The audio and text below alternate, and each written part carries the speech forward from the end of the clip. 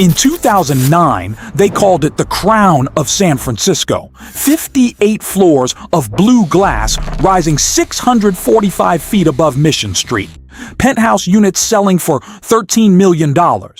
Joe Montana lived there. Kevin Durant lived there. The marketing brochures called it a new standard of living. The developer called it a triumph. Gravity called it something else. Today, that same tower, still standing, still occupied, still gleaming in the California sun, has moved. Not from an earthquake, not from a storm, just from the weight of its own ambition pressing down on ground that was never ready to hold it.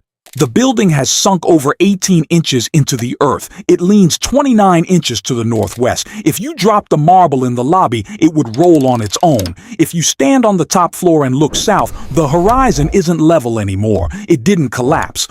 That's almost worse. It just drifted, slowly, quietly, inexorably, like a monument confessing its own lie inch by inch, year by year. This is the story of the Millennium Tower, and the story begins not with an earthquake, or a storm, or a scandal. It begins with a single decision made in an office, probably in under an hour, probably to save money. Every engineering catastrophe has what I call an original sin, not malice, not stupidity. Something far more dangerous. A shortcut that looked on paper like common sense. For the Millennium Tower, the sin was this. The builders chose not to anchor the foundation to bedrock.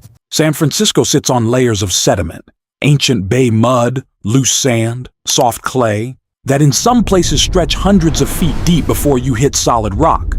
Drilling down through all of it is expensive, time-consuming, unglamorous. So instead, Millennium Partners drove piles 60 to 90 feet down into dense sand, not bedrock, sand. The city code didn't require bedrock, the budget didn't prefer it.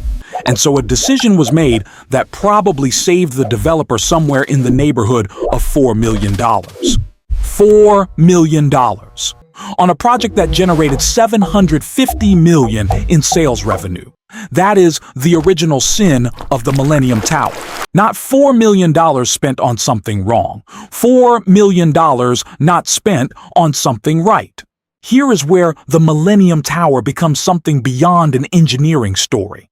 It becomes a ghost story. The building is still occupied. People live there. They eat breakfast in kitchens where the floor isn't quite level.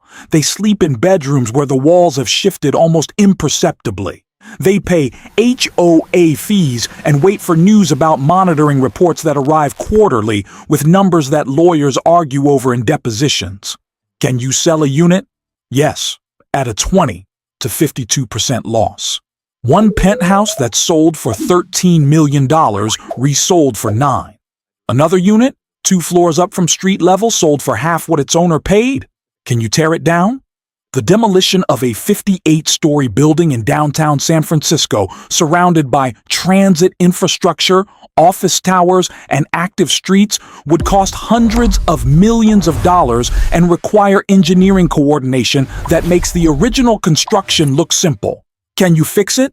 The fix has already been attempted. The monitoring continues. The lawyers continue. The building continues. Sinking at a slower rate. Leaning at a slightly reduced angle, settling into its strange, half-resolved state like a patient who has stopped bleeding but hasn't quite healed. This is what I mean by Carrie bar, amber. Like an insect trapped in ancient resin, the Millennium Tower is frozen in its catastrophe.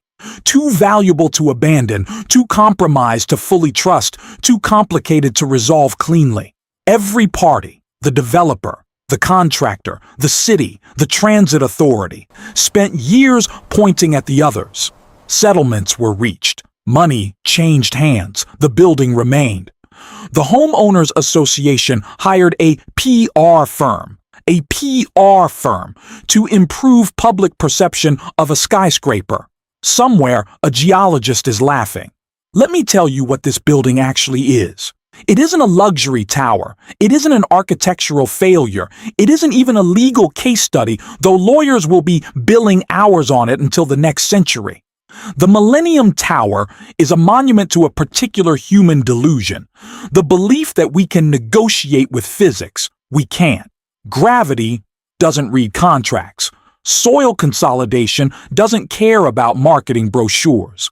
The mud beneath San Francisco Bay has been settling since the last ice age, and it will keep settling long after every lawyer in that courthouse is gone.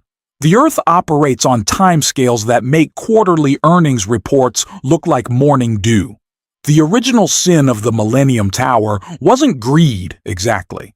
It was hubris, the ancient Greek word for a very specific kind of pride. The kind that looks at a 5.5-inch settlement prediction and says, that's close enough. The kind that skips the peer review because it would delay construction. The kind that builds 58 floors on sand and calls the resulting tower a triumph. $4 million. That was the price of getting it right. The price of drilling those piles 60 more feet down, through the clay, through the dense sand, all the way down to the granite that has been there since before humans existed. They didn't spend it. And now, people live on the 14th floor of a building that leans nearly 2.5 feet off true, watching the horizon tilt slightly wrong every morning, waiting for quarterly settlement reports and hoping the ground beneath their feet remembers to hold. The Millennium Tower will stand for decades more. Probably. Most likely. The engineers believe so. The monitoring suggests so. But the ground doesn't promise anything. It never did.